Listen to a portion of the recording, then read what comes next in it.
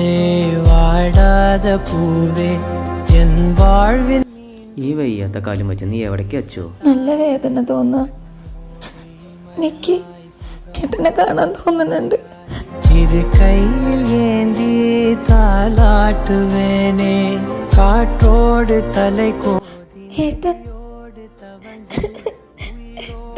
உயிராக உறவாடும் அழகே பனியோடு விளையாடி மலர் ஊஞ்சலாடி.